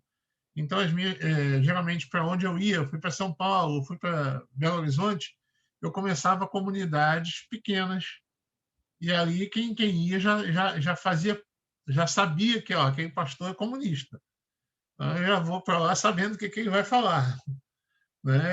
Não escondia isso de ninguém, porque nas igrejas convencionais, muitos não me aceitam mesmo. Já trabalhei em algumas igrejas desse tipo, mas, inclusive, a última foi em São Paulo, em 2013, quando um pastor me convidou para ser pastor de jovens. Ele tinha sido meu professor aqui no Rio, no curso de teologia, e eu falei com todas as letras para ele: eu aceito, mas vai dar merda.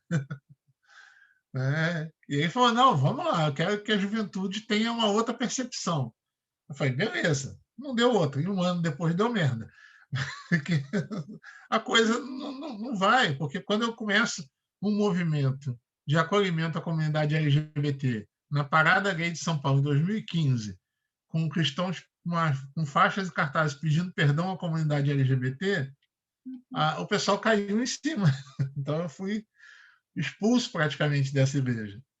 Então, isso faz parte desse processo. Agora, para terminar mesmo, a pergunta que me fazem sempre é: então, por que você continua? Exatamente para disputar esse espaço, para disputar essa narrativa, e para não dar.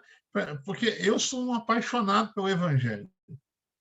Eu acho que o Evangelho, a mensagem do Evangelho, para mim, é libertadora. Entendeu? É libertadora mesmo, de todos os sentidos, até do monoteísmo. O Evangelho me liberta até do monoteísmo. Então, ela para mim, ela é muito cara. E entregar isso na mão de Malafaia, Feliciano, eu não vou fazer isso mesmo, eu vou disputar até minha última gota de sangue, eu vou disputar e vou dizer: esses caras aqui não entenderam o Evangelho. E a gente vai disputar isso aí até o fim. Então, é isso.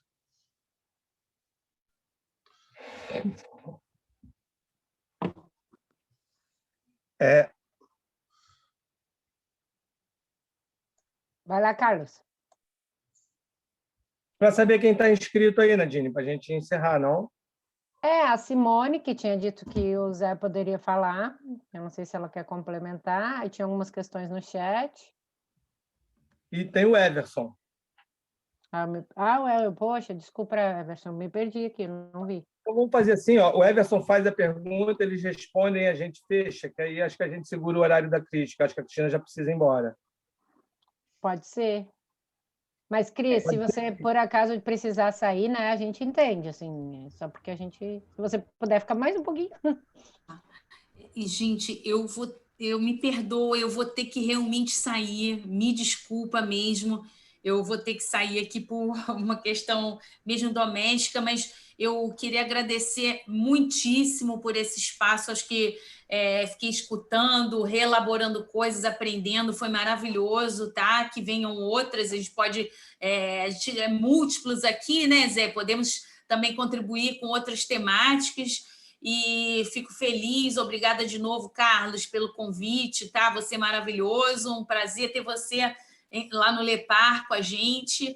Então é isso, tá? Muito obrigada, desculpa a indelicadeza aqui de ter que sair antes de terminar mesmo, tá? Prazer te conhecer, Cristina. Pelo menos aqui é muito bom. Muito bom. Valeu, Beijão, gente. valeu, Cris. Obrigado, hein, querida. Tchau, Beijo. imagina. Tchau, obrigada. Até logo. Até logo. Então, tem o Everson agora e o pastor Zé, a gente encerra isso, seria? Isso, Carlinhos. Eu acho que o Everton fala e, em seguida, ele faz aquele fecho que a gente tinha pensado, né? Perfeito, então. Perfeito. Se o Everton puder mostrar o rosto também, seria perfeito.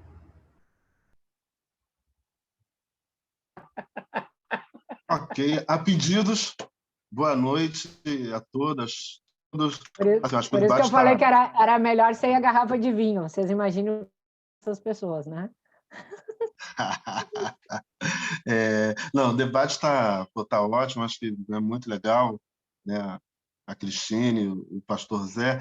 Eu quero fazer uma pergunta, claro que, né, seria ótimo se o pastor pudesse responder, mas assim, acho que veio a calhar, né, a questão do pastor Zé, na medida que assim, é alguém de dentro, né, da religião, né? É um militante, né, para além de ser um estudioso, né? O que eu estava querendo levantar? Acho que hoje se fala muito em tempos de grandes mídias que a gente tem há muito tempo, mas principalmente a partir aí da internet, das redes sociais, da virtualidade das relações, né? A gente, né, quem tem interesse, né, em transformar a sociedade, né, a gente fala em algumas reflexões da necessidade do trabalho de base, né? E o próprio debate, né, esse que a gente está fazendo aqui, né, lá no cartaz, a gente coloca, né, uma questão que é como dialogar. Então, na verdade, assim, há uma vontade, né, da gente, independente, e a maioria, acho que não sei se a totalidade, mas a maioria, né, do grupo, né, que organizou o debate não é evangélica, né? Enfim, tem pessoas que não têm nenhuma religião, são ateias, inclusive, né? E o próprio público aqui de hoje, né? Tem bastante gente, né, que não é evangélica. Então, assim, na verdade, é uma pergunta de quem está de fora mesmo, né? Assim, então eu queria que o pastor Zé comentasse com a gente essa questão de que diálogo é possível a partir de quem está de fora. E aí quero fazer só uma colocação para fechar. A esquerda, quando estava na redemocratização do Brasil, ainda lá dentro da ditadura, né, ela tinha ido para uma experiência vanguardista, né, da luta armada, que fracassou, né, então foram mortos, exilados, e aí, para recuperar, as pessoas foram, né, as organizações de esquerda, a Igreja Católica também, foram para os bairros populares, foram para as fábricas, ou seja, foram efetivamente fazer trabalho de base. E, ao fazer o trabalho de base, dando um pouco um salto, associações de moradores, eu comecei minha participação em associação política, em associações de moradores. A gente, de vez em quando, organizava almoços aos domingos, que hoje, sei lá, custariam R$15 de carne assada com maionese, entendeu? Ou seja, tinha uma convivência com as pessoas. E essa convivência ela não era determinada por questões de religiosidade ou de, né, outras questões que poderiam que atingiam ali aquela comunidade, mas você buscava então conviver com todo mundo. O que eu então quero perguntar pastor. Assim, porque eu acho que hoje se coloca muito o debate nas redes sociais, né? Nas grandes mídias a gente não tem mesmo acesso. E nas redes sociais é aquele debate de surdos, aquele debate de sectário, aonde nós somos chamados de esquerdopatas e a gente chama os outros de bolsonaros, etc. E ninguém se ouve. Então, eu queria que você falasse um pouco, né, dessas possibilidades de quem não é evangélico, de quem não é religioso, né, as possibilidades efetivas do diálogo. Eu tenho a impressão que esse trabalho de base, a gente não vai voltar ao que fazia 40 anos atrás, mas um pouco do que seria possível isso hoje. Porque eu vejo pastores na ponta, pastores nos bairros pobres, populares, mas, na maioria das vezes, a gente não vê sindicalistas, não vê revolucionários, não vê ativistas sociais nessa mesma ponta também fazendo um trabalho. Então, eu queria que você falasse um pouco sobre isso. Mais alguma pergunta? Zé, só o Lucas, ele que tentou falar, né? Eu estou lendo aqui alguma coisa do Lucas aqui. O Lucas, a gente está brincando que o Lucas escreveu um tratado aqui. Eu já estou disponível, só que eu não quero atrapalhar. Tem o tempo já está avançado. Não, mas eu tenho disponibilidade. O Lucas escreveu bastante coisa. Se o Zé quiser comentar do Lucas, aí a gente pode encerrar. Tem uma coisa que o Lucas escreveu que eu vou jogar para a resposta do Everson também. Tem mais alguém querendo falar? Desculpa, Zé. A Lilian, gente. A Lilian, ela é minha amiga, está lá no Pará, assistindo a gente, participando da reunião. Santarém, promotora. Santarém. Conheço Santarém. Uma justiceiro que essa mulher faz, vocês não fazem ideia, mas a gente convida ela para uma outra reunião.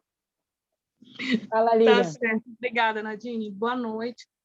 Estava aqui ouvindo vocês. Uma curiosidade.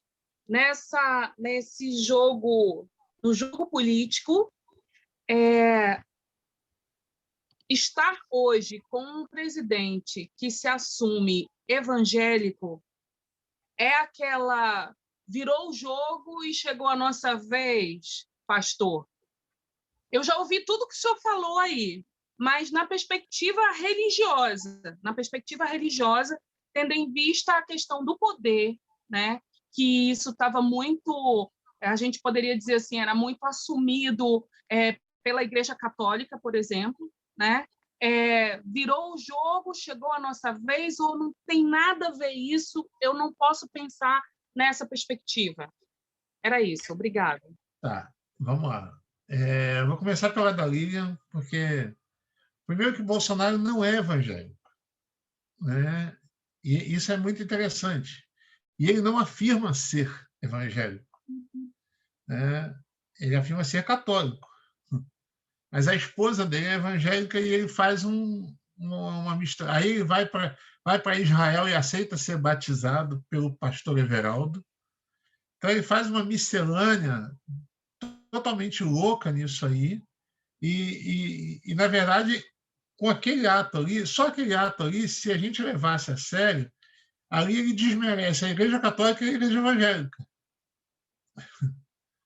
Porque ele desmerece o batismo católico e não se declara evangélico. Então, é um batismo fake, como, aliás, fake e Bolsonaro são palavras que casam perfeitamente para tudo, né? Então, tudo nele é fake, até o batismo dele é fake. Então, isso é muito complicado, mas ele assume esse discurso.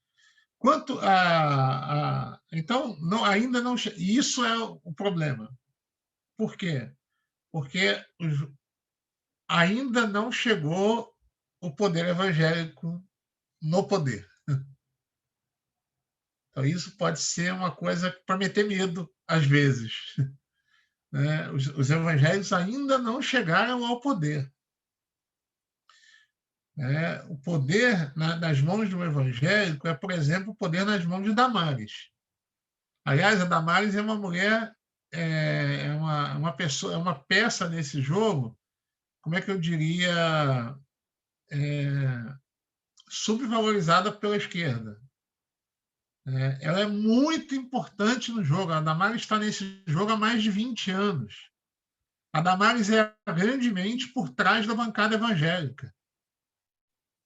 Então, assim, ela é perigosíssima e a gente acha que ela é a doida. Não, ela não é. Né? Aliás, uma coisa que a esquerda tem que parar de fazer é de chamar os outros de doidos quando eles não são doidos, eles são maus, eles são perversos, eles têm projetos. Então, isso é muito complicado. Então, ainda não chegou lá. O Lucas, entre outras coisas que ele fala aqui, uma coisa que me chama a atenção, ele fala assim, a descentralização do poder protestante acaba se tornando um tiro que volta pela culatra. É aí que eu discordo, Lucas, porque a descentralização do poder protestante é o que pode salvar o protestantismo. Porque, por exemplo, se a gente tivesse hoje um poder centralizado, eu não tenho dúvida de que esse poder hoje estaria na mão do Malafaia. Então, e ele tenta se apresentar assim. Malafaia tenta se apresentar, por exemplo, como o porta-voz dos evangélicos. O fato de não termos uma liderança unificada, de não termos uma centralização do poder, é que nos favorece, por exemplo, eu estar aqui e dizer, não, Malafaia não representa todos os evangélicos. Então, isso me dá essa liberdade, como nos evangélicos. Agora, a gente está vivendo um momento tão louco que até a igreja que tem isso, que é a Igreja Católica, que tem um Papa que fala pela igreja, o Papa é questionado pelos católicos. Eu jamais imaginei que eu ia viver para ver isso. Viver católico dizendo o Papa não me representa. Né? Então, a gente está num momento muito surreal. E aí, Everson, esse diálogo ele é possível em várias camadas. Né? Ele tem primeiro, uma camada da não ofensa. Eu acho que essa tem que ser a primeira coisa que a esquerda tem que aprender. É não sair detonando os evangélicos. Eu lembro de uma conversa que eu tive com o Jean Willis há uns 10 anos. Não, tem mais ou menos isso. Foi 2000 e... Não, tem 5 anos. 10 anos, 5 anos. Que ele estava sempre porque os evangélicos. Eu falo, cara, quando você fala isso, um evangélico que ouve, ele já se fecha para aquele diálogo. Então, começa a mudar. Quando você fala, por exemplo, fale os fundamentalistas ou aqueles que usam da fé, porque aí a pessoa que está ouvindo vai dizer, não, eu não sou esse aí. Ele não está falando de mim. Então, isso já aproxima um pouco mais, ou pelo menos não afasta. Como eu falei, é triste a gente ver, e eu já vi muitas vezes, né, nas nossas reuniões, nos nossos encontros de esquerda, alguém chegar e sair xingando evangélico, sair xingando a Bíblia, sair xingando... E aí você perde toda a chance de dialogar a partir daí. Né? Segundo, você tem que saber que está lidando com alguém que tem... É uma disputa desigual. Até para a gente que é evangélico progressista, é uma disputa desigual, porque quando eu consigo falar com um evangélico normal, vamos dizer assim, um evangélico médio, eu falo com ele que uma vez na semana, uma vez no mês, só que ele está o dia inteiro ouvindo rádio evangélica. Ele está o dia inteiro ouvindo Malafaia, Macedo, os cânticos, ele tá sendo massacrado por aquilo. E isso é estimulado pelas igrejas. Agora, onde que a gente pode chegar?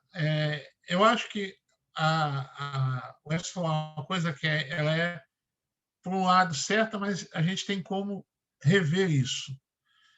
Por exemplo, vamos falar da formação do PT, que amanhã faz 41 anos. O PT tem um tripé de formação: comunidades eclesiais de base, sindicalistas e intelectuais. A gente tem que dispensar isso tudo hoje? Não, a gente tem que atualizar isso. Então, a gente não pode jogar fora os intelectuais, mas a gente tem que acoplar a ele os novos formadores de opinião. E aí a esquerda peca em não dar espaço para a juventude que chega. Porque ela está nos blogs, ela está fazendo TikTok, ela está fazendo... Gente, é isso que está comunicando com essa turma. A gente tem que agregar isso. As comunidades eclesiais de base, a gente joga fora o catolicismo? Não, ele ainda é maioria no Brasil. Mas que tal uma formação popular, bíblica, para os evangélicos?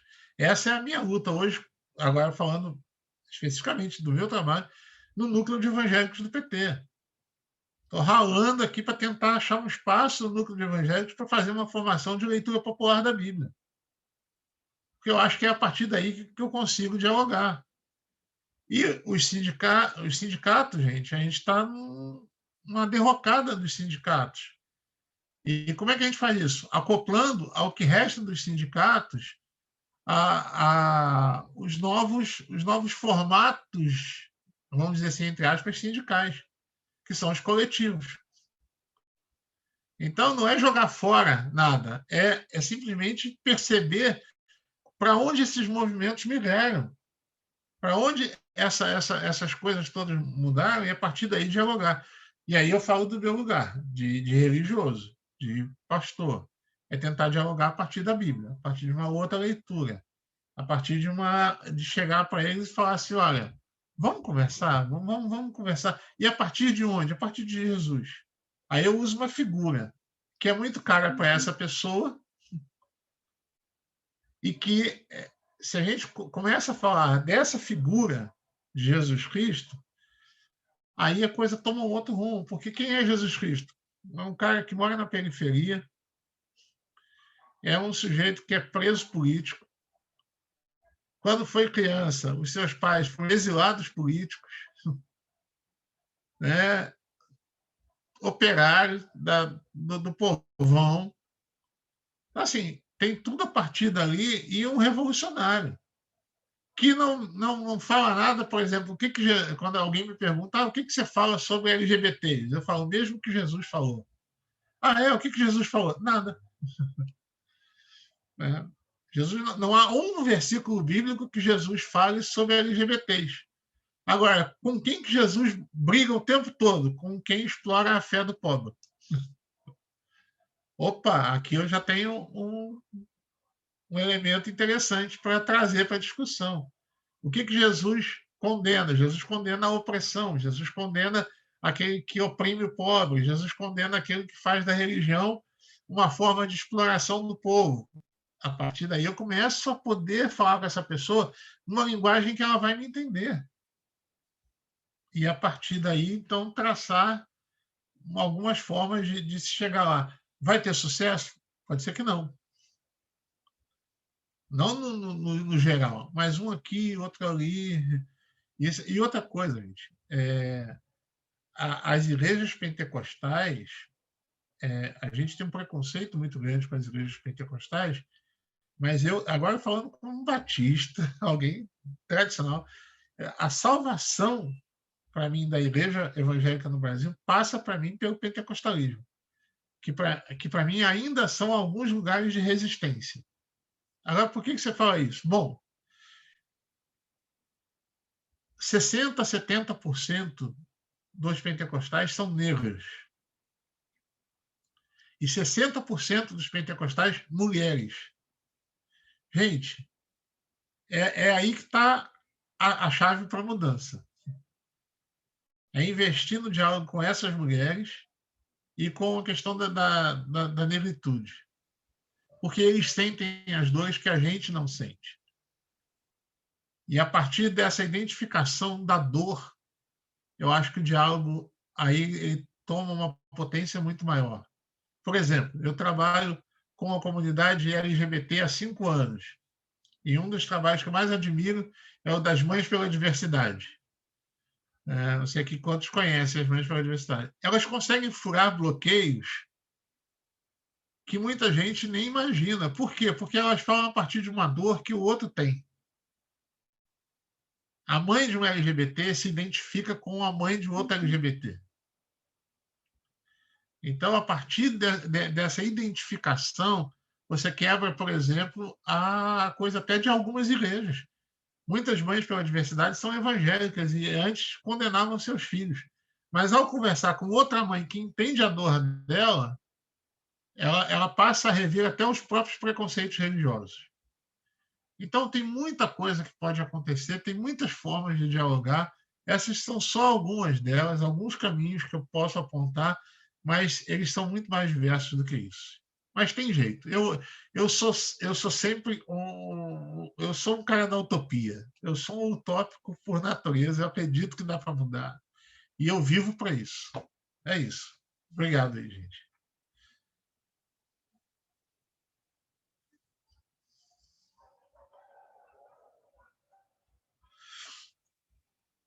Everson?